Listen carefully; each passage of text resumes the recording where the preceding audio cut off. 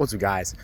I want to be talking to you guys about David and just how powerful he is, and it just really inspires me.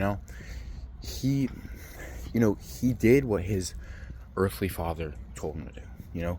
He tended his sheep, and he kept doing that. He didn't look for anything bigger. He did what he was told to do, and he stood in his lane, and he grinded, and he worked hard, and he had fun.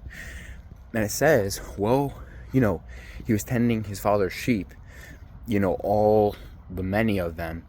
He fought off lions with his bare hands. He fought off bears, and he did what he was supposed to do, and the Lord was with him. And he was an amazing shepherd.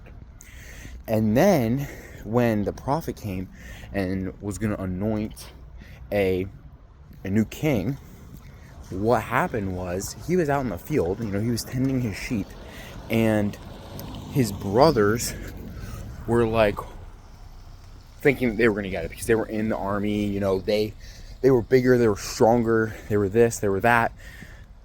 But David wasn't even expecting that. David wasn't even expecting to get anointed, to be the next king. And he was anointed, and then he's just so powerful because he knew that the Lord was with him. And even though he went to the battlefield and he was giving food to his brothers, and he heard Goliath saying something about, you're not God's people. And he was like, you know what? I serve a big God. And everyone else was around him was like, kind of like how the world is. They're like laughing at him, saying that, you can't do it because you're so small. Goliath was like a 10-foot giant, and he was huge. No, but he took his time. He walked. He knew that God was with him, and he knew that, the power that was within him from the Lord was greater than any giant that you could see. That he wasn't afraid of what was in front of him because he knew he could conquer that mountain. And I just believe that is just so inspirational and so powerful that we just got to trust in him.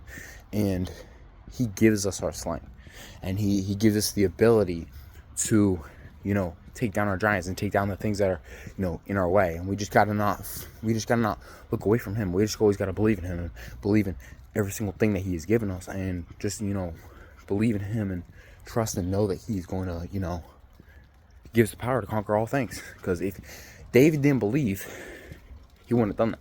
But he believed in him so much that he wasn't scared at all. And so, yeah, guys, David's just a super cool inspiration. And I love hearing about it, reading about it. And so, yeah, guys, stay prayed up. Keep reading the Bible. And I'll see you guys in the next one.